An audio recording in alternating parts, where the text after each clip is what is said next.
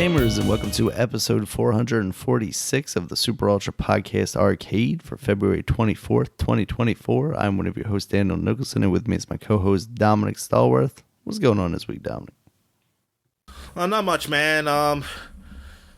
We are still in winter, man. We're struggling to get to this freaking spring. 60s are coming, Dominic. They're coming. Yeah, but we're getting there. I mean, at least it hasn't been snowing, you know. Like we had scares, man, but it melted away quickly for us. So we've been lucky. We've been lucky in this area. Other people haven't been so lucky. Yeah. I sort of feel for them a little bit, even though the only time I think about it is when I just talk on this podcast. So after that, I don't really think about them. But anyway, let's get right into it. So, what news I got here? I know football news is all year, but I don't have nothing really much to say. I know I heard something about some salary cap shit, and that I do not give a damn. I just want to see what players I got, and then when the season starts. Yeah. So I'm pretty much done with football. Until the what is it called? The UFL? Is that what it's called? Now the XFL and USFL together. They'll happen in April, I want to say. Or either late March or April. I want to say April, but so I guess that's the football I'm really waiting for. Yeah. Baseball is coming up. Spring training has started already. Orioles' first game is today, I want to say, at 1 o'clock. And I don't think I'll be able to see it because they usually only air but so many darn spring training games. Yeah. I don't know why. Like you have a whole fucking station of baseball and then you just can't just show all your goddamn games up there, but whatever. What else? Basketball, they had the All-Star weekend. The big news on the All-Star game, they finally went over 200 points, Daniel. Oh. A team has finally gone over 200 points. And we've been saying, like, it's going to happen. Yeah. And some people are saying this is the worst All-Star game ever because nobody was trying anything. There was literally no defense. That's one of the reasons it was 200. Now, people say, man, there's always no defense. But this, I mean, from what the clips I see, it's like people weren't even... They were just on court. Yeah. And they were just, it's a shoot around. Right. You was watching a 2-hour shoot around. Probably a little more 2 hours. A shoot around of people just chucking a ball. Like one time somebody just threw it way beyond half court just to throw it up. And it's like, it's just professional. If you're just going to do that, you have to make it. I'm sorry. Because if you just throw it up and just miss, it's like, you are wasting our fucking time, man. It's like you're doing nothing. Like you're like, what the fuck was that? Like this. And as people talk about the past, of how it was All-Star games, like, you know, players were playing. I mean, they found some competitiveness in like playing against what is so-called best, you know? Like if you're gonna play a game, you might as well play a game. Like of course they're not playing as hard as like, a regular game with your own teammates. But you are like, if you're like somebody has the ball, you're guarding them. You know what I mean? like you at least attempt to play defense. Like, so that's why it's not impressive when I see people like, this guy scored 50. Like I think it was like a couple people that scored 50 in that game, and I didn't watch the game at all, but I just looked. But then like I think the guy who won MVP scored 30, but I guess he had some other stats that were good. I don't know why. I was thinking like, why the guy named 50 score 50 and then get the MVP? But whatever. It's not impressive scoring that much because it's like, well, nobody's playing defense. What the fuck? That's nothing. And then there's like 200 fucking points in a game. That actually, you would expect somebody to get 50. 200 points in a game. So it's and the stars, and the big stars didn't even play that much. Like LeBron only played like 13 minutes or so, or like Durant and them. Like a lot of stars didn't even play a lot of minutes. So as a fan, like you say, you went out and voted for these people, and they don't even play. And I get it. LeBron's older, and I get like he won't play that long. But I mean, but some of the other stars aren't that old. Yeah, like Giannis and Jokic. Like I think Jokic only played like a little bit of minutes too. I'm like, they're not that old. They should be on the floor playing. And like, and I don't know. Maybe Giannis did play. I don't want to put him down. I'm just saying, like, stars like that. But I know Jokic didn't play that many minutes. But yeah, it's kind of a joke. And I know some people were saying they should put the rules like in baseball and make it whoever wins get home court advantage in the playoffs. And I was like, well, Giannis told me a couple things. Like, you told me you just told me you don't watch baseball anymore because they haven't done that in like 6 years. And like that rule's been out. And so, and people were complaining about that rule. They didn't like it. That's why they took it out. Because the All-Star game shouldn't be something that has something to do with the regular season. And it shouldn't. Like, just be competitive. That's all I'm saying. Or if the players don't want to play, it seems like, partly I don't blame the players because as much as people keep saying, oh, it doesn't mean nothing, I think the players probably just said, like, well, the fact that they don't care.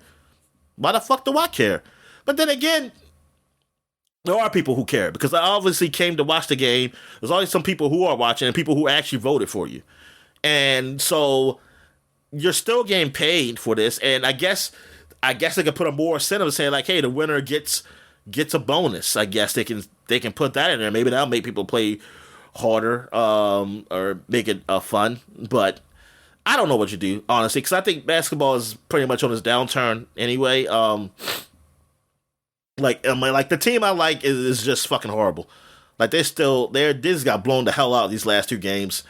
I think they got another tough team they're playing. I mean, unfortunately, they're playing these playoff teams, and they are just looking at my team like a joke. And they're playing them like 1-2. Like I just love the first quarter. First quarter is the best quarter for me because it's like, oh, we're not down by a lot, or it's like you look like you have a chance, but once it start going, the game goes longer. That's when that chance is just gone with the wind or whatever, man. Yeah, so like it's not really fun for me to watch like this stuff. Like I don't care about watching these other teams or playing or anything like that. Yeah, I'm just not into it like that. Yeah. But yeah, people were just talking about how that's like one of the worst things ever for the NBA. What they can do to fix it, and I don't know what you can do. I don't know if there is. Like I like football, even though they gone up in the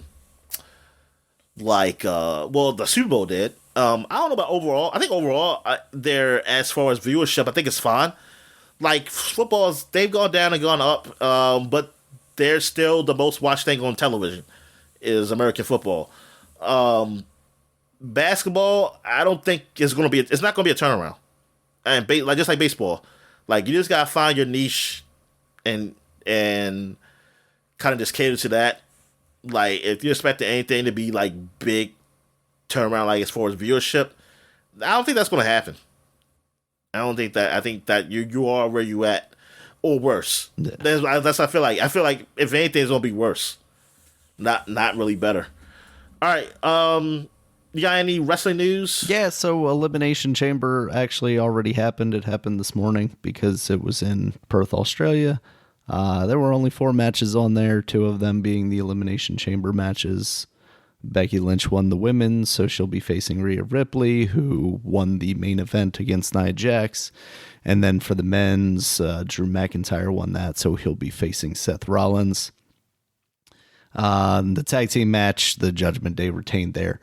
But they did a segment with Cody and Seth, just kind of one of their like talk show segments with one of the other wrestlers, a guy from Australia. And the other day they released a video of The Rock like backstage saying like, oh, I'm not going to be in Australia, but if I hear Seth and Cody talking trash, let me know and I'll be right there. So like, it was like him saying he's not going to be there, kind of making sure that, you set expectations. But then they also kind of made it so like, oh, he might be kind of teasing that he might be there. As it turns out, he wasn't there. So it ended up being kind of a nothing thing, except for Cody basically challenging him to a match. So it seems like they are going to find some way to do likely this Cody and Seth versus Roman and Rock match at some point. I don't quite know where that fits in the schedule. I don't recall if they have another pay-per-view between now and WrestleMania. I don't think they do. And I mean, it would be interesting if they did that as like a night one thing, and then Roman and Seth and Cody and all have matches again on night two. That just seems unlikely to me. So, I mean, especially with Roman, maybe they could do, if The Rock is able to go, a Rock versus Cody thing on night one, and then the winner of that goes on to face Roman, since the idea is still that The Rock wants that match against Roman. I don't know. You know, I was pretty convinced when The Rock originally started teasing being back a little more that, you know, he might have a match at this Australia show. It didn't end up feeling as big, and maybe that's just because it came on at 5:00 in the morning here. But like, even Rhea Ripley is from Australia. Like, I was expecting them to do some kind of like big spectacle thing for her, especially since they had her in the main event. And really, there wasn't much of anything outside of just fireworks, which they were doing for everybody, and they always do for these stadium shows. So I don't know. That was kind of weird, but it was overall a decent enough show. But yeah, and next week is AEW's Revolution. That's going to be Sting's final match, so that should be entertaining. Probably not going to end up being able to watch it though, so it is what it is. So that's wrestling right now. All right, so I guess we get into what we're watching. I haven't watched anything, so you haven't watched anything, so we'll skip that. Yep. So we'll go right into what we've been playing. So I've been playing some Gotham Knights with my friend, just a little, just to try it. I wanted to see how it is with playing with a buddy or whatever, and the co-op, how it is. I mean, it's a beat 'em up. I don't know. It gets pretty old fast. To be honest with you, like I wouldn't say I necessarily had fun with it. The only fun thing I had was that I was some of the cheats I had when I used to use with a single player. Yeah. It did work with them, and since it's not P versus P, I don't care, about using cheats or whatever. It didn't hurt the experience or anything, and I don't think he even noticed, honestly. I mean, it wasn't because I didn't have God mode. I still died because I was just playing around what worked, because not everything will work with you playing online with people. And see, like quick level up did work because I was very low leveled compared to him, so that helped. And infinite items, so it did help when I did get hit. And my health would go down pretty fast, that I can just heal myself. So that worked out well. But yeah, I couldn't imagine me like keep playing this in co-op. Like, there's a jump in, like, yeah, I want to play some Gotham Knights in co-op and just beat up some guys. I like this. It's not the same as like a shooter, a co-op shooter or something. I like this will be very short lived. It will be a very short lived co-op game. Like I said, I think it was okay as like a single player as far as story and everything. Yeah. It's just overall like it's a very average game, like overall to me, average to close to below average. It's not great or anything, and the co-opness doesn't really help for me. It doesn't really. I wouldn't say it helps. So, I was saying, like, thinking like, hey, maybe the co-op will make it more like probably up the like review score or something. Maybe something there. It really wasn't. I know every now and then we did do like a combo. I don't know. I must have. You had to probably press a certain button, and I would just press a button so something happened. And I mean, that was cool, but nah, yeah, it's not there. So, cause I know he always kept saying that, like, oh, he wished Arkham Knights was co-op. Where I always said, like, I don't know if I wanted to be. Yeah. I can't imagine it. I don't know if that would make it more fun. Like I never thought of a game, like, if I'm having fun with the game, I never think, like, oh, man, I wanted to be co-op. Usually when I don't have fun with the game, I think like maybe co-op would make this better. It's like that's what I think. Like the Arkham games, I never thought of it like I just couldn't imagine them being a co-op to them, like and working. Like maybe that's what I'm saying. Maybe somebody does it and make it work, then that's fine. This didn't help. I can tell you this: Gotham Knights sure didn't help with that argument. What else have I played? I played some Dead Island 2. It shadow dropped on Game Pass, so eventually I want to play with my friend in this game. So I just played like the early stages until you can get to a point where you can play with people, so I can get that out the way.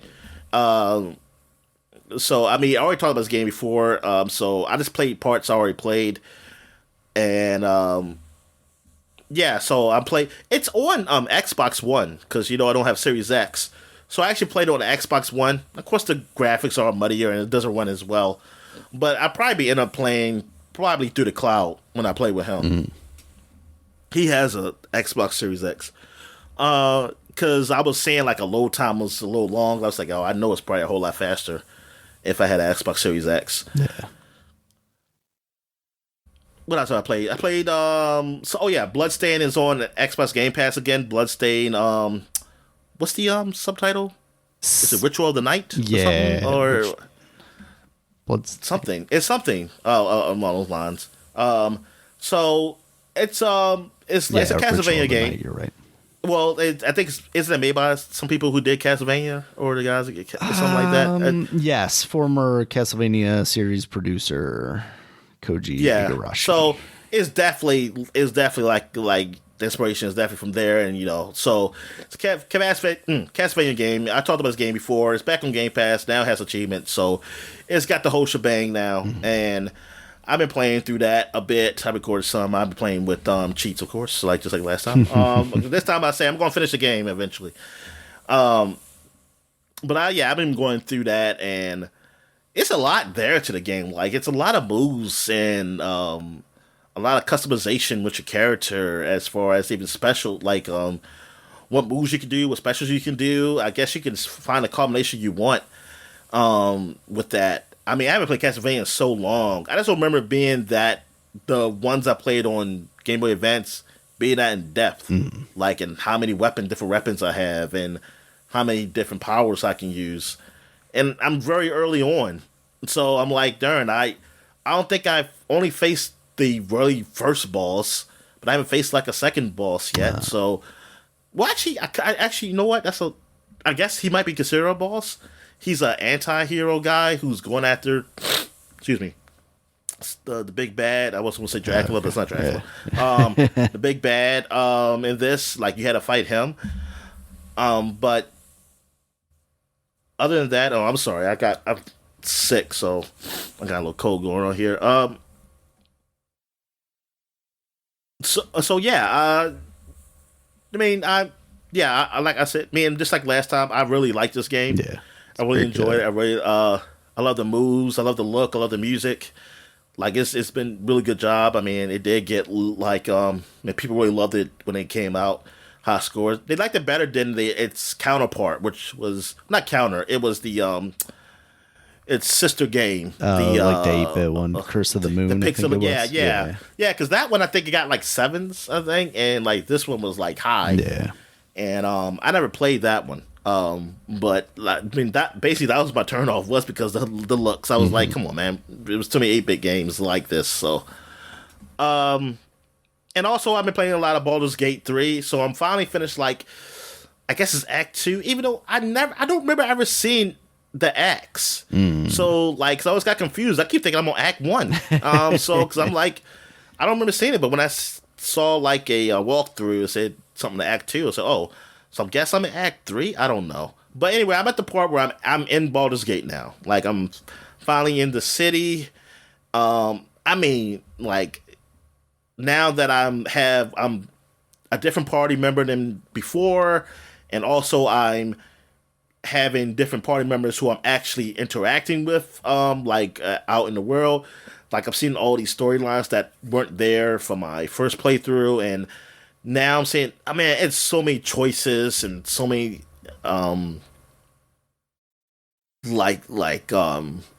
yeah, like things I can do to really change the world, like what will happen, and things that will really cause some things that might cause a rift between my companions or not, or what I choose.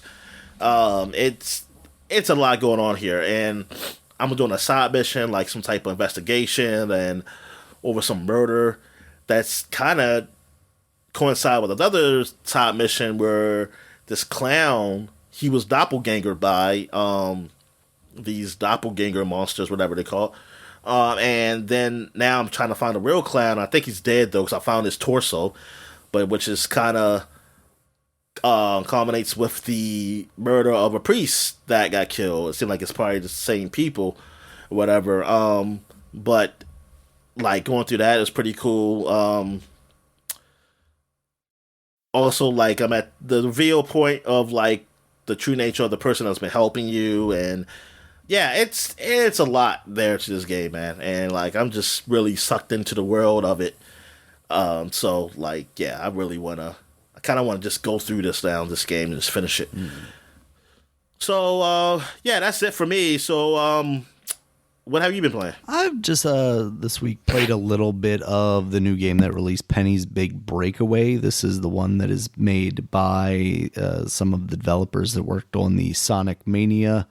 It's a 3D platformer, kind of in the vein of, I'd say like a Super Mario 64, but you don't have camera control. So that's the first kind of like turn off for this game.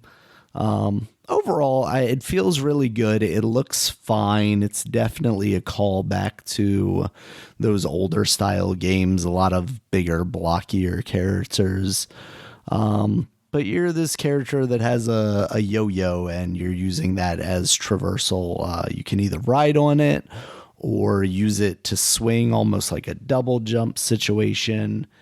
And all that stuff feels really good for the most part. But it's really just, there's not really combat. You're getting, you essentially get ambushed by these little penguin guards. And if too many of them get on you, then you lose a health point. But for the most part, you can just knock them off with your yo-yo. Yeah, I'm still super early on, so I don't have too much to say in the way of like impressions of levels. But from what I've played so far, I'm not entirely blown away by it. I would have liked to have seen this game as like a Game Pass thing, or maybe even like a $20 thing. It's $30 regular price. But that could change, depending on the length of it and how it evolves past what I'm seeing right now. But so far, it seems all right. All right, cool, man. Yeah, I think I might want to try that out. All right, so I guess we'll take a quick break, and when we get back, we'll get to the flashback segment. All right. And we're back, and then we're flashback into 2014, and we only got gas enough for just to go back 10 years, because not much really came out 20 or 30 years ago, so we're lucky, though. So we're lucky we only have this much gas for the time machine. Mm-hmm. So we're back here, and it's only about like 3 prominent games that came out within these weeks. I'm just finishing off February. So 10 years ago, we got Donkey Kong Country Tropical Freeze came out on Wii U. Yeah. This was a sequel to the Donkey Kong Country... Returns, I think. Returns that was on Wii. And like this was a big deal, but this time it's cold, man. It's like Tropical Freeze. It's like an oxymoron. Tropical Freeze. It's like, what the hell? So... yeah, it was. I played some of it. Yeah, I know awesome. You beat it on the Switch. But I enjoyed it. I enjoyed what I played of it. But you can go ahead and talk about it. Yeah, I mean, they basically took what they did with Donkey Kong Country Returns, which is, take those old Donkey Kong games, bring Donkey Kong Country games, turn them into 3D, but on a 2D plane, and pretty much rock it out there, because they're very true to those old games. They're very challenging in a way that even the Mario games are not necessarily nowadays. And I think they did a really good job with that. And with Tropical Freeze, they expanded on that. Like you said, they did add stuff like it being cold. And of course, in the Switch version, they added like Funky Kong mode to make it easier for stuff. But Yeah, this Rare's take on the Donkey Kong Country series, or Retro Studios, rather. Sorry. What did I say? Yeah, Rare's the original. Part of Microsoft. Yeah, Retro Studios' take on that, is really awesome. And at one point, it sounded like they were working on a new Donkey Kong game. I hope we can actually see that, since they had to take back over work on Metroid Prime. Is that going to be a sequel to Donkey Kong 64? The rumors were that it was going to be a 3D, actual 3D movement. So in essence, yeah. Or maybe it was just a remaster of that. Seth Rogen doing the voice for Donkey Kong. It would be very interesting if they started taking some of these voice actors from the movie and bringing them into the game. Mr. Miyamoto's friend Chris Pratt could do a fantastic Mario for us. All right, so now we got Castlevania Lords of Shadow 2 came out 10 years ago. This was a sequel to the, I thought was pretty good, Castlevania Lords of Shadow. And that was a Hideo Kojima produced game. The God of War-ification of Castlevania. You said the God of War. The God of War-ification, yeah. I wouldn't say God of War. Everybody was comparing it to God of War back then. Yeah, I guess so. Okay. I thought you would say thinking like Hideo Kojima game, and I was like, he do God of War. No. The David Jaffeing of this game. But anyway, yeah. So I didn't play this one because I didn't hear really good reviews of it, honestly, and then I was still going to play it, but it just came out at a time where I just was focused on other things. And so, yeah, I didn't really take the time. Yeah, because the PC one got 58 on Metacritic. Like, it was 70 and 63s. Like, these were low scores compared to the first game. Yeah. And I just, it just was a turn off. So I was like, I'm not going to play this. It's like, darn, the quality seemed to went down. I wonder what was it that the reason they did this? Play said, okay, so Play liked it.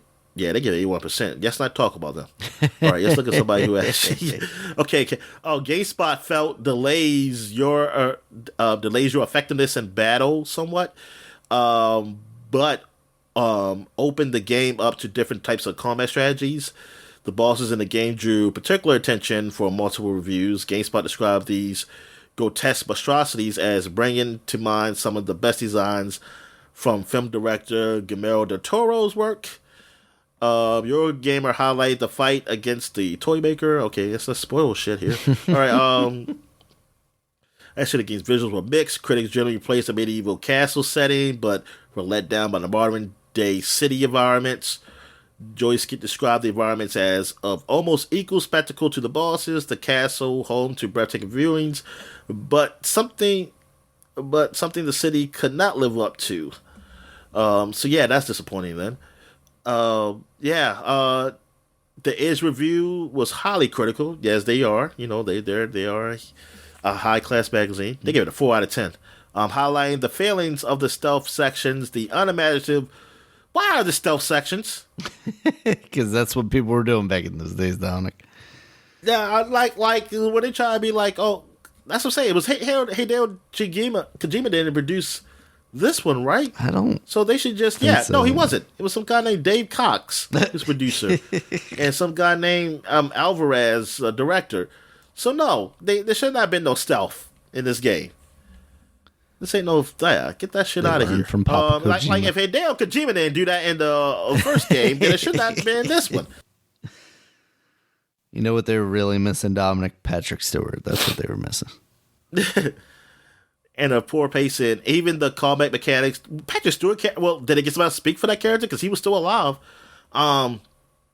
You kill him immediately. Even the callback Well, didn't this game, because at the end of the first game, you realize that you're Dracula, right? That's what happens. Yeah. And then it was I think a future. This one flashed forward to modern day or something, didn't it? Well, the end of or the end of that. The hidden scene. The hidden scene, yeah. Not the hidden scene, but the end credit scene. That's what it was. You was in the future, and Patrick Stewart's character was still alive. Oh, okay. Because he came to you, and he was like, "I'm Dracul." All right. And you couldn't say "la." You couldn't say "la" for some reason. You say Dracul. Dracula's the copyrighted thing from Universal Studios. You gotta be Dracula.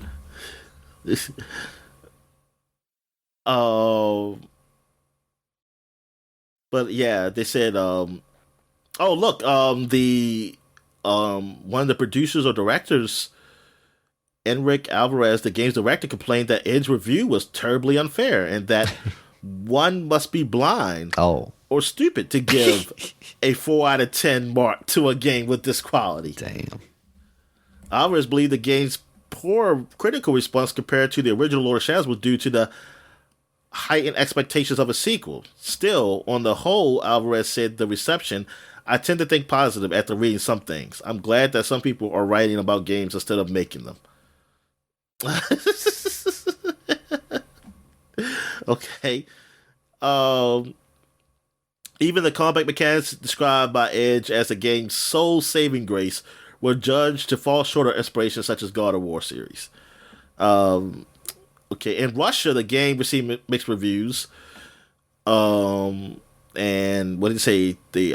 Some guy named Alexia Markarnov, probably pronounced his name wrong, I'm sorry, of Igromania magazine said that he considered the game a clone of God of War.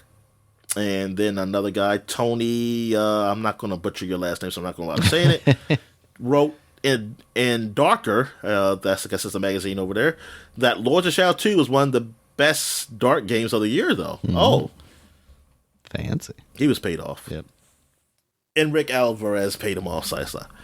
Alvarez stated in an interview in Eurogamer that the game sold well, but not as well as the first game. It didn't have Hideo Kojima in part of it, that's why. I mean, it definitely didn't help, I'm sure. Especially on those review scores. You put Kojima's name on that, it instantly go up. Yeah. Jeff Keighley's giving it a 10. All right. So what else we got here? The last game we got that came out 10 years ago, Plants vs. Zombie Garden Warfare, came out 10 years ago for the Xbox One, Xbox 360. This was when Xbox had like a what's it called? A time exclusive with the window series, limited, just like they did with. Well, no, Titanfall actually no, that wasn't a time exclusive. Well, a time exclusive to just Xbox One. Yeah, but it came on 360 and PC. But anyway, yeah, Plants vs. Zombies Garden Warfare was the first of the Garden Warfare series, and the first time that Plants vs. Zombies went into actually a combat game. So like actual third person combat game, player versus player game, and because they didn't add player versus environment stuff until later. That actually came as I think it was free DLC, because I don't believe I paid for it. I think it was a free update that it came with. Basically like a horde mode or something. But yeah, this was a combat game. I picked it up, and I remember I think it was a demo or beta that I played, and I really liked it. So I ended up picking up the game for Xbox 360, because I have an Xbox One at the time, and I really enjoyed it. Like, it was fun. I love like how each plant had different abilities, and how each zombie did. They had a counter, for each one, so nobody felt like they were overpowered. Well, initially there was people overpowered in the beginning, but with they nerfed some things down and stuff like that as the game went on. Especially, what I remember is mostly 2. I remember like the Red Flower being really, man, she was definitely OP'd. I loved using her. I was so bad when I nerfed her. When I nerfed her, I was so pissed off. But it had to be done. But in one, I remember you had the pea shooter. You had the sunflower, of course, the healer. You had the cactus. I know he did needle shots, or she did. And then you had of course, the plant monster, Phoebe Seymour monster kind of thing, and you go out there and eat zombies. Then you had the zombies. You had like the soldier zombie. You had the doctor zombie, which was like the healer and everything. And then you had the doctor/scientist zombie. Then you had the engineer zombie who looked like a construction worker, and Then you had, I'm trying to think, what's the other zombie? Oh, the sports zombie. The football guy. Yeah, the big football guy. Like, that was a kind of brute guy. And yeah, man, it was cool. Like, it was like funny how they use their powers and things of that nature and stuff, and crazy. And it's very kid friendly, very kid friendly. I enjoyed playing with the kids in there. Occasionally, you have some asshole come up and start being serious, like it's Call of Duty and shit. I was like, you're in the wrong space. Like, you're in the wrong space for that kind of stuff. Because a lot of times it felt like I was playing against like preschoolers in there, because I hear them talking and stuff. But they help you up, man. Yeah, they did help you. So I like to say, oh, these are, like I say, they didn't get to Call of Duty yet, where they become assholes and just call you racist names. but yeah, I enjoyed the game. My friend played it a bit too. He had it. We were playing that a bit, and of course it became free to play. Well, I would say free to play. It became like free on like on demand game, like and yeah, I think all the games are free now. Yeah. Basically, if you got like PS Plus or Xbox Game Pass or whatever, or you have just Xbox Live, you probably, like, I think they probably became like games you can just download for free. Yeah, like all three of them. So, but yeah, this is when it started all, and I'm surprised it became a hit that it did. Like, I mean, I did like it, but I was wondering, like, hey, let's be someone's legs to stand on. I was happy that 2 came out. That's probably was the best one. Just the load times were just really bad with that one. Yeah. But other than that, I think that's probably one of the best ones. Even though I think the third one is all right, but I was kind of out of it by then, of the series. All right, you got anything you want to say about it? No, I didn't spend nearly as much time with you or with it as you did. I thought it was a really cool concept, and I was surprised at how well it worked for what wasn't quite a Call of Duty. It was more squad-based type thing, but it really did kind of, when we first saw it announced, we were like, oh, this is going to be just dumb. Why are they even trying to make a kiddie Call of Duty for it to turn out the way it did, and, have several sequels after that, more so than the actual mainline game was quite surprising. Yeah, exactly. The mainline game is still, what, on 2? Yeah. Like, as far as, like, I guess because they probably just making so much money, because that's free to play. Yeah. And phone game. Yeah, they just ruined that series.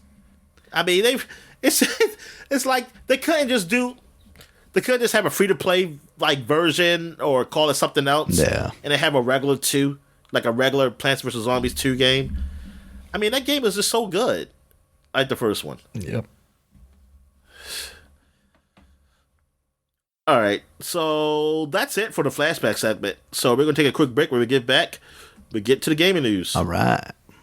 And we're back. So let's get to the gaming news. What we got, Dan? All right, first up, Dominic, we have the least surprising news ever. Warner Brothers is disappointed in the sales of Suicide Squad. It did not meet their expectations, which only leads me to believe. I'm surprised, Daniel. What were their expectations? Are you? I thought that game was going to sell a buttload. Like, I thought that game was going to sell 5s of 10s. But no, I'm wondering what was the expectations. Especially after a year of having just delayed the game because of everyone's low expectations for it. Did they think we were gonna forget that we weren't interested in this game, Dominic? Is that what they were hoping for by delaying it a year? Because it doesn't seem like it's in any way like fundamentally different than what we had originally seen and everybody was unhappy about. Oh, I'm sorry. Oh, I have to correct myself. They are showing this spring training game. Oh, nice. Off, and looks like they're showing it for free. You can just watch it on MLB.TV. Cool. All right, so that's only because it's the Boston. Orioles game. I'm sorry, N12. Yeah. So then what we talk? Yeah, I don't. Yeah, I'm wondering what was the actual sales of the game like. What were the actual sales of the game? Like, what were the actual sales? I don't know that we have those numbers necessarily. Oh, see, that's why because I was going to compare it to if they're disappointed, what they thought. Did it sell less than the Avengers game? If it sold less than that, then yes, that's disappointing.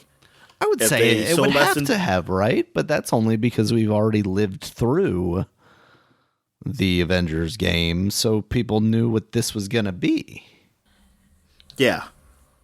Even though I think gameplay wise, this is better. I think I would have a lot more fun playing this. Like as far as gameplay, I think the Avengers, because the Avengers,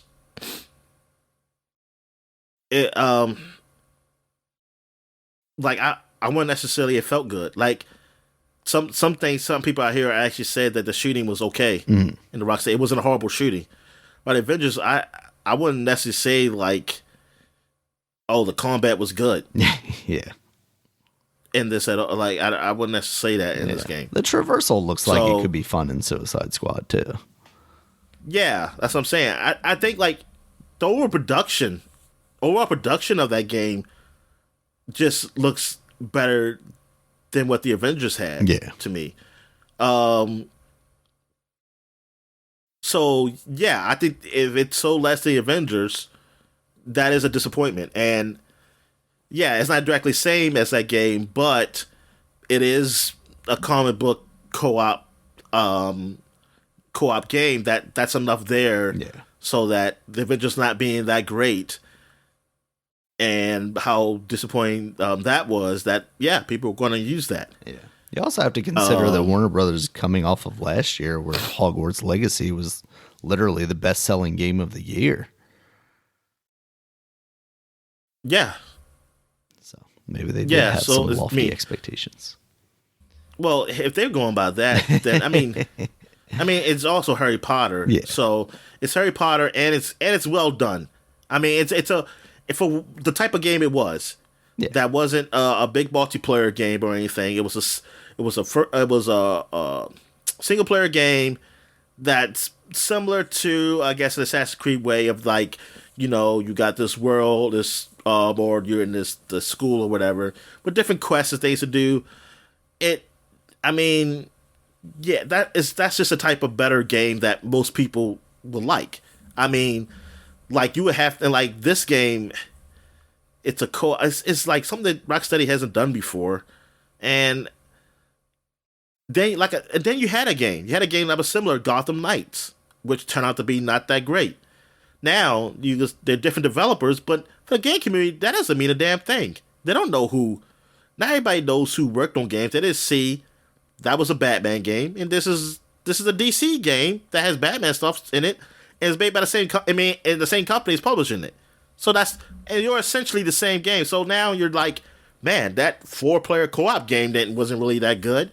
Now you got this other 4-player co-op game that is not really received very well. And do I trust it? Or even if I don't know the reviews, like, do I trust this game? Mm-hmm. Like, do I trust that, like, to play a game like this that, I don't know, looks a little Fortnite-ish or something like that, but it's $70, and then the other game, Gotham Knights, wasn't really that good. Like, yeah, there's a lot going against it. There's a lot going against the game. Yeah. Like it being just, because these are the former guys of the Arkham Knights. Well, if you would have came up before Gotham Knights, if you would have came up before that game, you had a chance.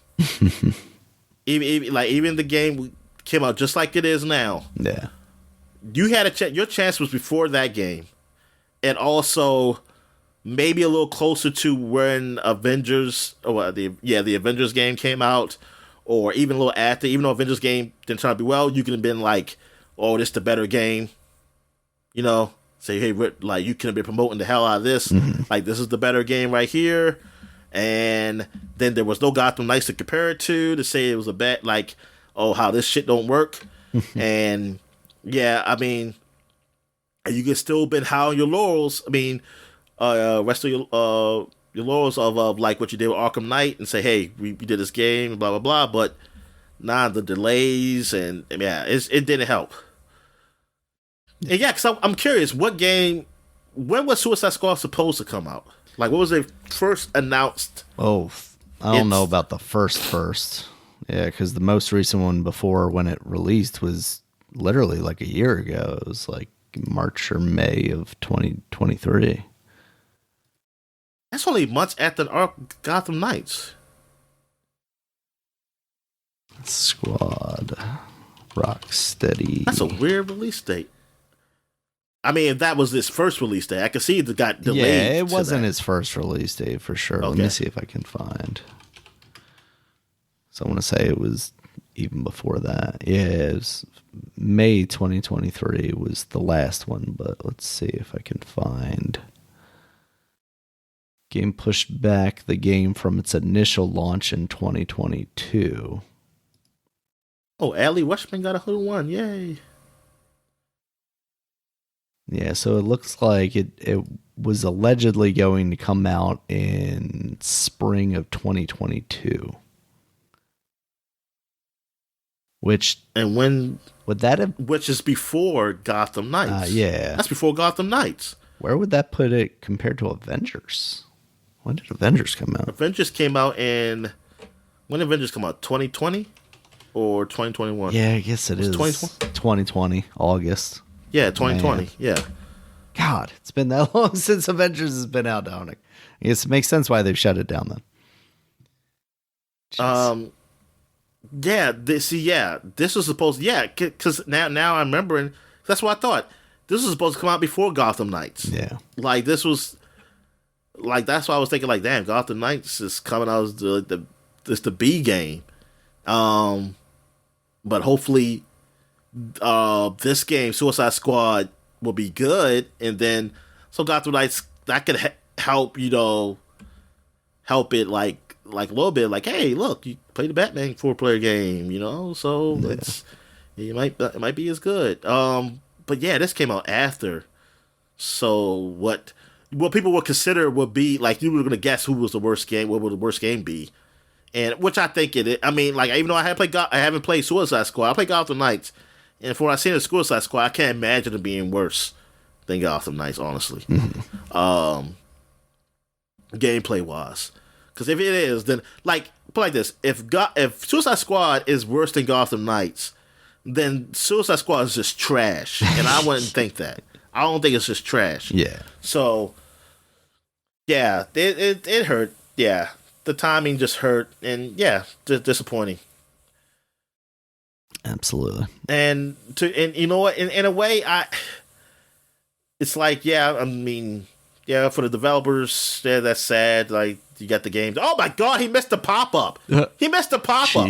The guy on the Red Sox. Good God, I guess it's too sunny down there in Florida. Dang it, can't see the ball.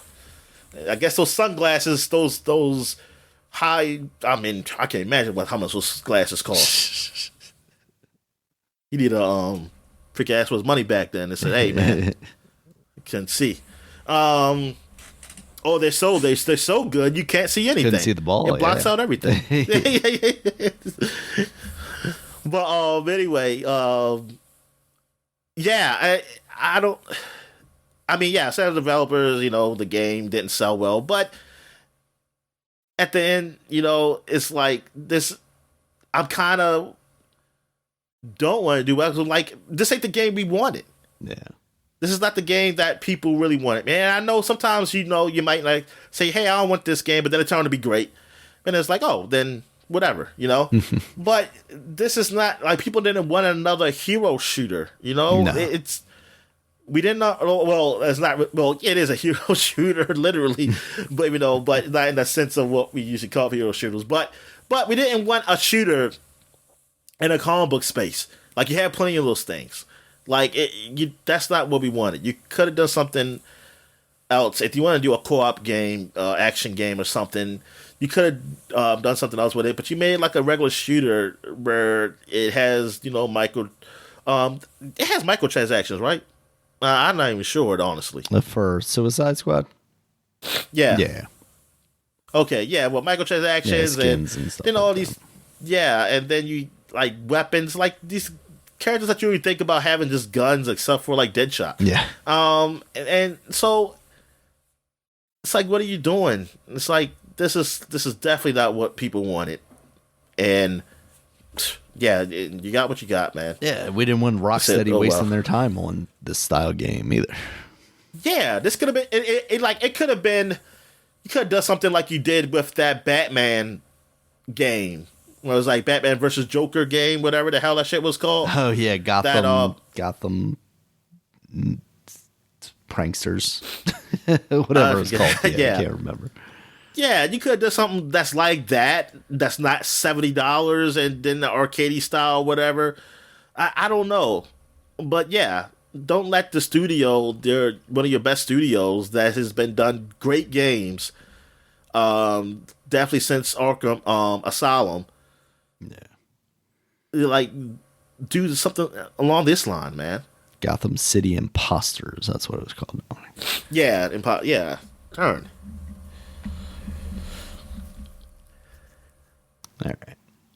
All right. Next up, Dominic, we got Sony. Speaking of things that may have not met expectations, we have Sony is testing the PSVR for use on the PC, allegedly. And Jesus Christ, Dominic, I think we talked about this before that thing even launched. That is the way forward for that thing. It's the only way to make that piece of hardware relevant in my mind, is to make it a universal VR headset that is usable across both the PlayStation and the PC. Because then at least, even if yours isn't the most advanced technology, although I heard the PSVR 2 is very good in that space, you do have the advantage of some of the exclusives that are available on the PS5, because you're not going to bring one of the PC VR headsets and allow that for use on the PS5. So you still have some exclusive content, but you also have the large library of PC games. So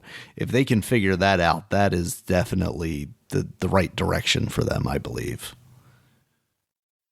Yeah, exactly. Like, I thought this was good news. I was like, yeah, because it didn't make sense. Yeah. The news didn't make sense about the PSVR, like, for the price. Mm-hmm.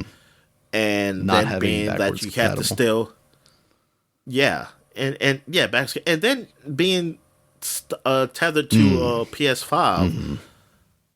It's like, oh, fine. I mean, and I get it. Like some of the best VRs is really tethering to a PC because of its power. So yeah, I'm okay with, like, now that you can do that. Like, you can, hey, I can buy this hardware. Yeah, it's $500, but it's one of the great headsets. Yeah. And I can, if I choose to get a PS5 one day, that's fine, but I have a PC already or something, yeah, I can use it there and use that power with all my PC library that I have in VR space, or that I want to be a part of in the VR space. Definitely.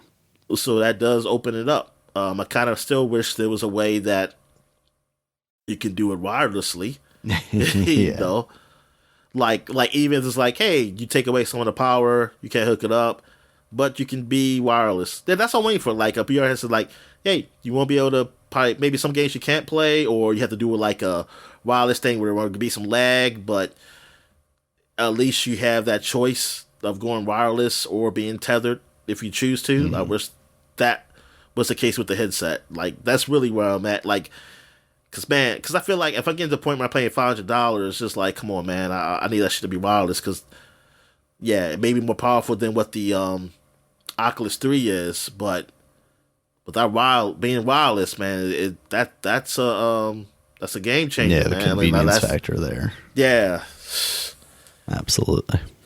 Because I have a choice. Because with that, I can be tethered. Mm. Like, it still won't be as powerful as like sometimes VR headsets that are required to be tethered to a PC, but I can be, and I can play some of those. I can play those games.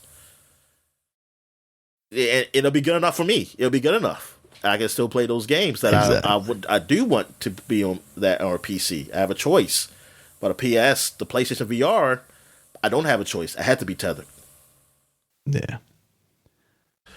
All right, Dominic. So this is some news that's kind of related to the Nintendo Direct stuff that we have, but I'm going to kind of jump ahead here and say this. So Microsoft, we talked about last week what they were doing as far as bringing their games to other platforms and what they were doing in the future with hardware. We now know the 4 games that are coming to other systems. They include Sea of Thieves, which is coming to the PS5, and it is going to be bringing with it cross-play between the PS5, the Xbox, and the PC. That has not been announced for the Switch. That doesn't entirely surprise me, though. I honestly, that and Hi-Fi Rush, which has also been announced for PS5 for March 19th, those games seem like they might be a little too much for the Switch as it is. You know, if we were actively talking about Switch 2, I could see those be shoo-ins for that, but as of right now, it seems like maybe there's a little too much for them. So what was the 2 games that were announced for the Switch that was for Xbox? So the 2 games for the Switch were Grounded and Pentiment. So Pentiment came out. Okay, Grounded. That's what Grounded. That's what I remember. Yeah, they actually kicked off their showcase with that. And Grounded definitely looks like it's taken a graphical hit to be there. So we got those. Pentiment is actually out now on both the PlayStation and the Switch. That came out basically the next day. Yeah, I know you quite enjoyed that. It seems definitely like a really cool thing, and I'm glad to see it have more of a ability to reach different players now, because it definitely seems like kind of a niche thing. So opening up the amount of people that can possibly not play according to these Xbox. These people are very sad that this game gone over there. They seem to all have played it. I was going to say all those people that I'm sure have played that game. Yeah. Yeah. So then the one other piece of news I have here before we get into the Nintendo Partner Direct is the announcement of Elden Ring's Shadow of the Erd Tree. That's the DLC coming on June 21st for $40. It looks like more Elden Ring, Dominic. The guy at work that is super into Elden Ring seems to think that it's more than just like DLC. It's almost like on the level of a whole new game, so I will take his word for that. It looks cool. You know, those games have a visual style to them that is intriguing. But now I guess basically what I'm looking at is as we see this DLC come out, especially at $40, when can I get like Elden Ring for $19? That's maybe when you'll get me on board, or when is this going to show up on Game Pass? Because then I can finally give it a try. Because I do want to give it a try. It doesn't have a demo? I don't think so. I don't. Oh, okay. I don't believe I've ever seen one. If so, then I just feel silly. But I don't think I've ever seen one. Yeah, because it's just the kind of differences it has between it as like this actual open world thing and the Bloodborns and the Dark Souls. You know, it seemed like it added a slightly different wrinkle to it that maybe would intrigue me a little bit more, but I don't know. All right, I still have it installed up here. No, is it just taking up hard drive space, Dominic? It might be. Man, I'm glad I'm not the only digital hoarder. All right, Dominic. So, yeah, let's get into it. I definitely did. We did get a Nintendo Direct. I think we talked last week about how it was just rumors still that it was going to happen. But it was a partner Direct, so this wasn't like, a whole bunch of new Nintendo games. It wasn't Metroid Prime 4. It wasn't Switch 2. But it was kind of big, and maybe would have been bigger had we not went through this whole kerfuffle with Microsoft the week before, because it kicked off with Grounded, showing that off, coming out April 16th, and kind of giving it a lengthy portion of the Nintendo Direct, and I think that would have been kind of a bigger thing had that, not been kind of spoiled in a lot of ways. After that was Ender Magnolia Bloom in the Mist. That's coming out September 2024. It's like anime all type thing. I think is the what's that movie called? The something The Magnolias? Gorillas in the Mist. Oh, Steel Magnolias. Yeah, I have to think of it like for some reason. Never heard that. We all know the reason, Dominic. Actually, I don't even know. I don't remember. I don't know if I've ever seen Steel Magnolias. I think. Oh no, I've never seen it either. I remember stocking I it a lot have at seen Target. Oh yeah, definitely. People love Steel Magnolias. But yeah, still make yeah. And I think I confused that with Fried Green also, Tomatoes, which is a movie I always disliked because I was a kid and that was not a movie for kids. After that was Arranger, a role puzzling adventure. This game looked really cool. It has your character like stationary on a block, and then there's like tiles around you that move. Almost like a conveyor belt-esque thing. It reminds me of that was pretty cool.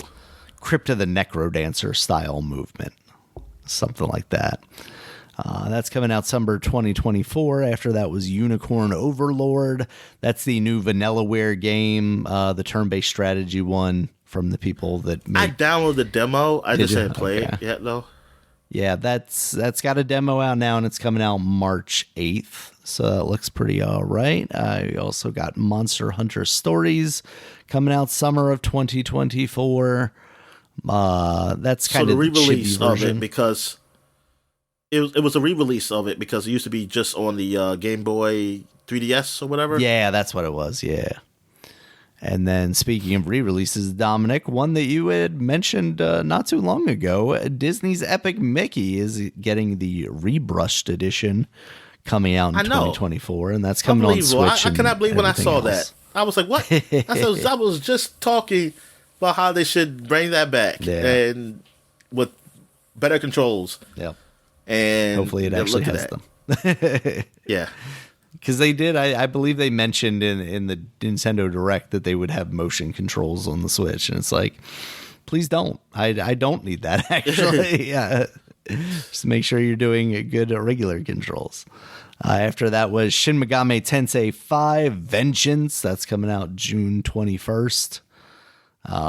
It's Shin Megami Tensei basically just like fantasy and sort of more grown-up version of Persona. Is that my understanding? That's what I imagine it. Yeah. Because it's always like whenever they give the ratings beforehand, it's like partial nudity and violence and suggestive language. And I'm like, man, this thing's intense, I guess. And then we saw Star Wars Battlefront Classic Collection coming out March 14th. So, Dominic, they're bringing back the original Battlefront games and making them, online. And it's funny because some of the podcasts that I listen to, one of them, they've got some younger guys on there who I guess like were the prime age for these games that have been released. So they treat them like they were almost like Game of the Year category, contenders. And it's like, man, I don't know that I ever remember them being that big. I mean, I remember them being kind of a big deal because it's like, oh, it's cool. I can be part of the Star Wars battles, like from the ground all the way up. Yeah, but this is still a time for me where online wasn't still big. Exactly. It wasn't, everybody didn't have it. Yeah. So I thought it was kind of weird that, people have that reverie for them now, but yeah, most people I know who played it, they ain't played online. Yeah. Like I never played online. I played a bunch of bots. And so because I didn't have PlayStation Online. Yeah. Yeah. But this seems I wasn't paying kind of cool. In Xbox, I wasn't paying for Xbox Live at the time on the original Xbox. Yeah. And that's got some new levels and everything. So it's like they did some stuff there. That's pretty cool.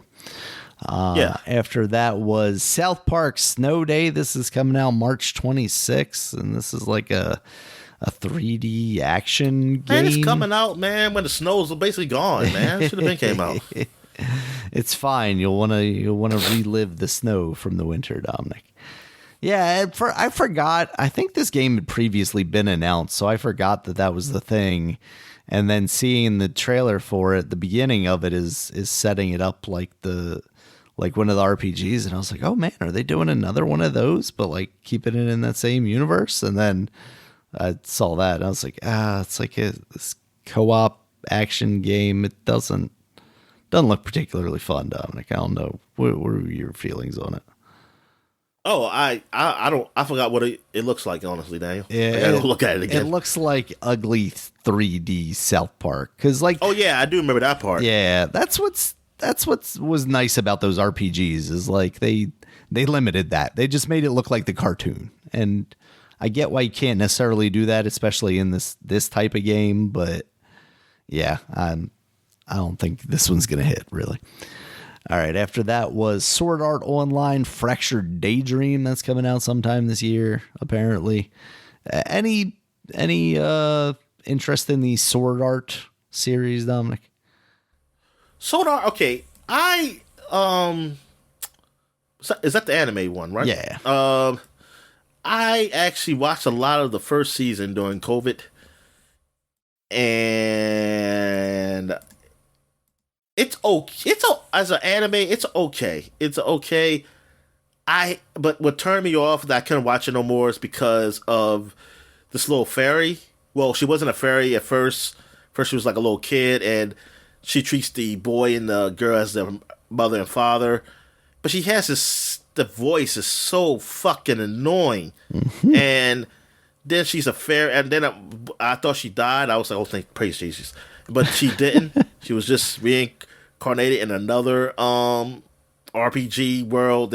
Virtual world. The game that this anime has is the game wherever they play, and she's a fairy now. And I was like, oh no, she's still alive. And I was like, oh god. I couldn't do it. Yeah. I just couldn't go on. And like it's an okay, nice fantasy RPG. I always hear good things about this series. Like I was looking up at an anime, how people say how great it is. And I bet that somebody is probably saying like, well, if you listen to it subtitle, Japanese is less, and that's not true. Yeah, I think I heard it, and I think it's just annoying. I just don't understand what the fuck she's saying, so I think it's even more annoying. It's even more annoying at that point. I just like, why does she have to have such an annoying fucking voice? This little kid, it's like so. That's what, and then she can say, mommy and daddy. It's like, come the fuck on, shut up. That's like, shut the hell up. But yeah, so that's where I'm at with the series. So the game, I don't know what's this game supposed to be doing? It looks like it's kind of standard action RPG style anime stuff. Yeah. So, yeah. All right. Next up was Gundam Breaker 4. It looks like you can build some Gundams, then pose them and fight with them. Actually, yeah, you do fight with them a little bit. Gundams. Should pose them. Like, hey, do you have like a one-way too? You can just walk out a one-way? No, it's mostly stationary posing, but you can like extend lasers and stuff I saw in it. So that's kind of interesting. Yeah, like it has a photo mode, so you can be like, this is my Gundam that I built in here.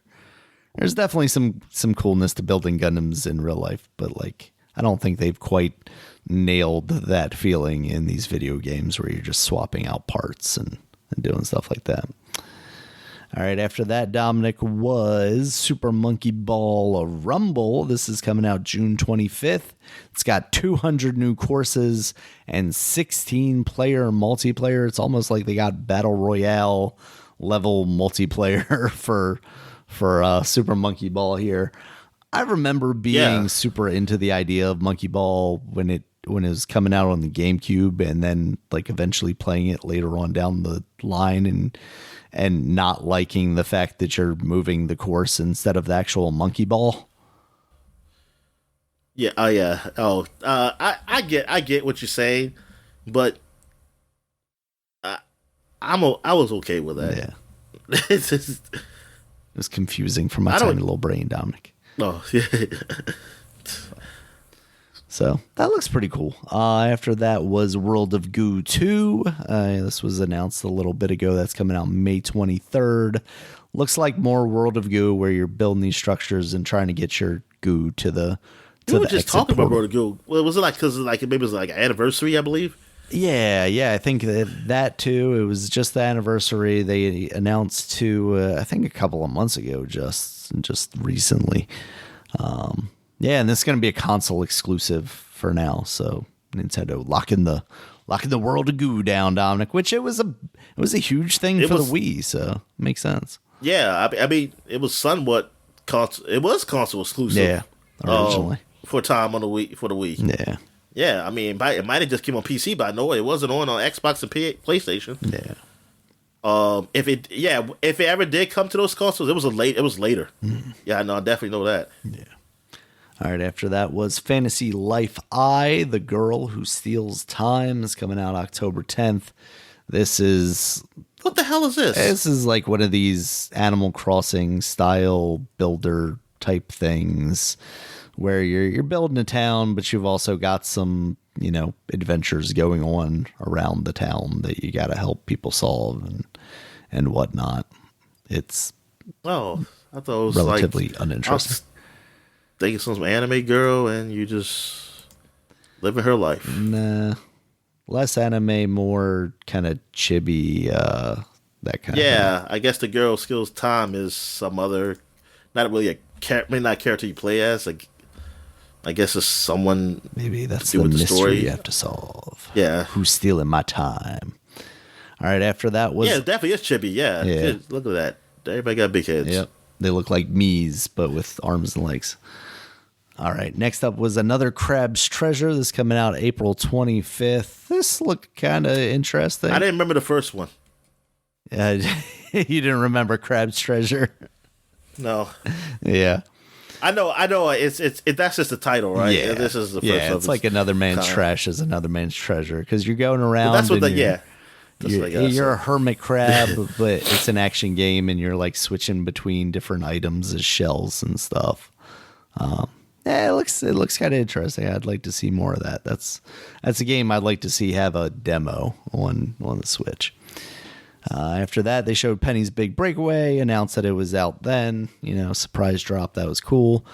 After that was Suika Game. This is a game that kind of was making the rounds around the time of Game of the Year.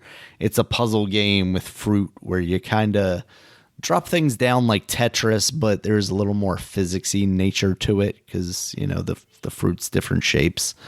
And this is adding some like multiplayer stuff as paid expansion. So that looks all right. After that was Pepper Grinder. This is out March 28th. There's a demo out now. I believe we had seen this previously in one of the Nintendo Directs. It's this pixel art style game. You're a woman with a little drill, and you're basically able to drill through everything, and it pulls you through. And I kind of forgot about having seen this previously. I think because after you said, hey, I watched the Nintendo Direct and there's a whole bunch of demos I got to download. I went to the Nintendo store and I saw like Unicorn Overlord, and I was like, I don't know if I'm interested in that. And I think I saw Pepper Grinder, but I forgot what it was. Because, I would definitely have downloaded the demo for this because that looks pretty cool. Yeah, I downloaded the demo. I just didn't play it. Mm-hmm. Yeah. After that was Pocket Card Jockey Ride On. This is previously exclusively a phone game. Pocket Card Jockey, I believe, is made by the people that make Pokemon games, and is basically like a betting on horse racing game because the Japanese apparently love betting on horse racing because this has been a series for a long time now. That is a game that is out now on the Switch. They also showed off Contra, Operation Gulaga, that I believe is like a remake of the first game. That's coming out March 12th. There's also a demo out of that. I gotta try that because I've always heard about how hard the Contra games were. I'd like to see what they do with a modern one, if it's still just like balls hard or if they have some sort of options in there to make it a little bit easier. This is also it's vagina soft. It's vagina soft thing. Okay. There's also, this is when we found out about Pentiment being on the Switch. It was basically just included in like a quick shot trailer of stuff. So I'm sure Xbox fanboys were mad about that too. Like it didn't even get a prominent spot, which is kind of like a little bit of slap in the face. And then they announced Rare games are coming to Switch Online. When they first started showing this stuff, I thought they were going to bring the Rare collection too, and I was like, oh, that's really cool. And instead, it's just like a couple of games that are online. So they got Battletoads for the SNES, Killer Instinct, Snake Rattle and Roll. Now, what kind of Battletoads is this? It was called Battletoads something. And it's not like regular Battletoads. Yeah, it's let me jump forward here. It is Battletoads Battle Maniacs. Yeah, I had never heard of it. Yeah. Yeah, Snake Rattle Roll, RC Pro-Am, those are 2 NES titles, and then Blast Corps for the N64. I remember that game. Just no Sega Genesis stuff. What's that? Ooh, no Sega Genesis games. No Rare Sega Genesis games. Yeah. No, I mean I was just saying that I was hoping to hear some Switch. Yeah. Yeah, this is definitely the time to fill that service out more if you aren't going to have a lot of games, if we're nearing the end of the life cycle of the Switch and we're getting closer to a Switch 2, especially if you're going to be smart and actually carry the service over to the Switch 2. Fill that out, and then at launch you have, a pretty big catalog of classic games for the Switch 2.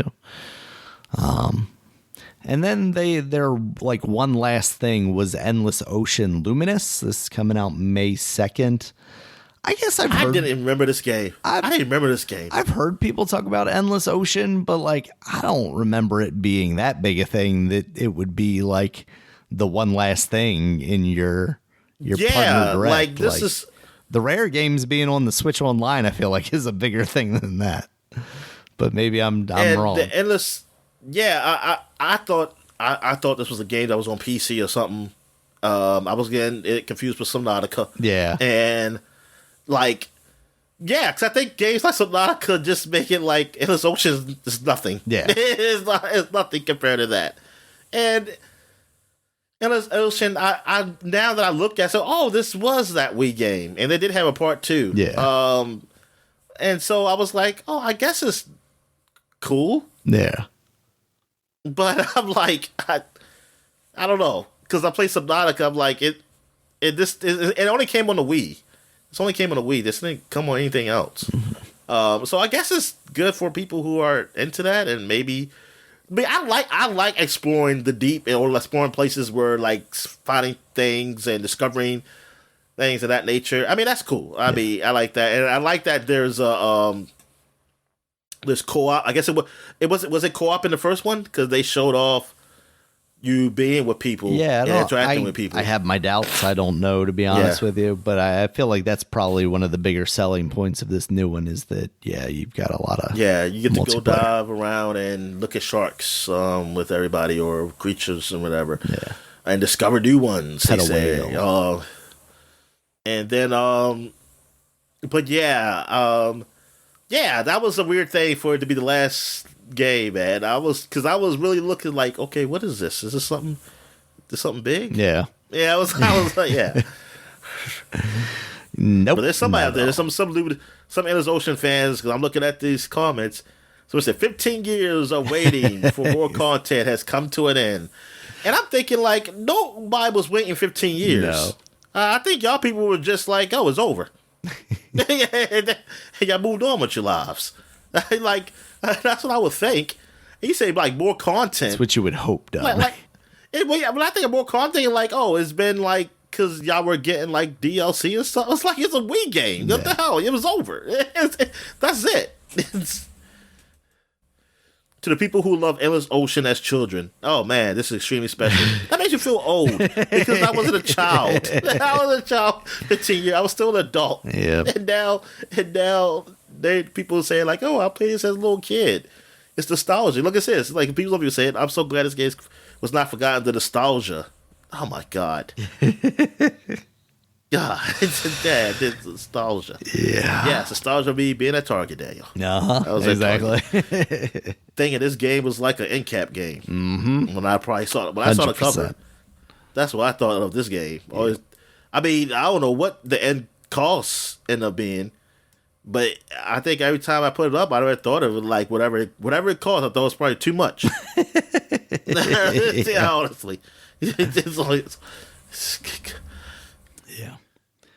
All right, Dominic. So that was the Nintendo Partner Direct and the news for the week. Did you see anything else you wanted to talk about? Look, this guy said Endless Ocean and she inspired me to get on the path to becoming a zoologist and marine biologist. Oh, wow. I played these when I was 8, and now I'm in college. Next quarter, I'm taking a sailish sea class. He's pulling the George Costanza I'm going to down. be out on the ocean for 3 weeks, just like in the Blue World. Wow. I always dreamed of there'd be a remaster or Switch one day. Oh, good for you, man. Right. Good for you. He's living the life. One day he's going to pull a golf ball out of a blowhole.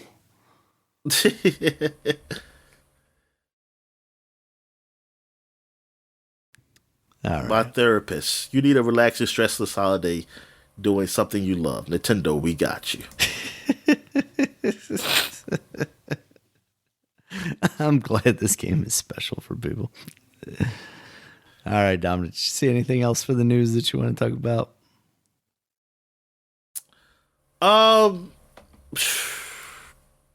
No, not really. Yeah, I think we're good. Let me see. See what we got here. Final Fantasy reviews are out because that game comes out next week. Oh yeah, they're this doing been really getting some good reviews. Yeah, I mean, I want to play it. I do want to play it. Only at 8.5. What the hell? Oh yeah, people are not happy about that in the Game Informer comments. You say it got a 9 on Metacritic. What are you doing? You brought it down. Yeah. It could have been higher. He's getting his death threats. That's pathetic. People get mad at 8.5. You son of a bitch.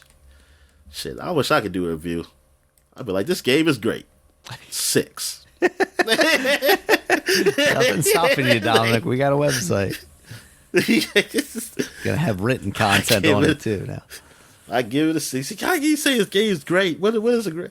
It's like it wasn't perfect. It probably only takes like 10 reviews before we can submit ourselves to Metacritic. So just review bomb all these. All right, games. yeah, I got nothing. All right, Dominic. New releases here. We got Balatro. This is out on PC, PS4, PS5, Xbox One, Xbox Series X, and Nintendo Switch. This is apparently a roguelike card deck building poker game. It sounds kind of cool for people that are into like poker style games. Wait a minute. I feel like we see this. No, this is a different thing. I don't know what the hell that is. There was. I was thinking about a game. There was a demo for it during the Steam Next Fest stuff this past. Okay. Like month or whenever they did it recently. Yeah. But I've been hearing some high praise for it. Nightingale, that's out on PC now. This is the massively multiplayer thing, right? Yes, as I'm typing. Same, it's fine. It's a strategy game. Shared world strategy crafting game that, looks like modern day mixed with modern day weaponry mixed with the 1980s or something like that. Not 1980s. It's still in early access. It says. So. But it's officially out. Geez. They can say it is out. I think it was in early access, but I thought it came out now officially. Is it showing early access on Steam right now? Yeah. Okay. With no release date. Maybe that's what it is. Maybe it's the early access launch, and I had misunderstood. Yeah, that's what it looks like. It's early access. Get the hell launch. out of here. Get it out of here. We're just going to delete that from the document. Boom, gone. All right, next up, we got Last Epoch. That's out on PC now. That's like a Diablo-style action-adventure game. Action-adventure RPG game. I mean, it's got okay reviews. Yeah. It's not great, but it's got okay. Yeah. All right, we got Penny's Big Breakaway. I mentioned that earlier. That's out on PC, Nintendo Switch, PS5, Xbox Series. We also have Pacific Drive. That's out on PS5 and PC. I forgot we had seen that in the past. It looks like an interesting concept, but doesn't really look like a game that I'm too interested in playing. The reviews are just okay. Yeah. Like, there's nothing special. Yeah. All right, we also got Pentiment, as I mentioned earlier, now out on Switch, PS4, and PS5. And we got Sons of the Forest. That is out of early access now and now out on PC. Speaking of survival games, we had one to take off the list and we got a new one to replace it, Dominic, because there's Sons of the Forest. Yeah, that's been on early game. access for a while. Yeah. Not that I'm not really interested in, but a lot of people are very much are. It's very popular. So, yeah, I wonder if that's like how people feel about it now. Like, since it's official out, and like, is this what they want? Is everything like they've done in early access made the game that they want? I guess they probably say, no, we want some pals in here. Every survival game should have some pals in it, Dominic. Yeah. Yeah. That is a scary looking game, Dominic. There's a lot of creepiness going on there. Yeah, that's what I was saying. That's why I like my survival games with little pals where I can beat up on them. Very colorful, yes. A very colorful world. I need creepy hands reaching out of the woods on me. So... Make you think of like Slender Man gonna come out again, man. Some of these guys look like Slender Man, yeah. But crawling on all fours, which makes it even worse. All right. So those are our new releases this week. Dominic, you got anything else for the people this week?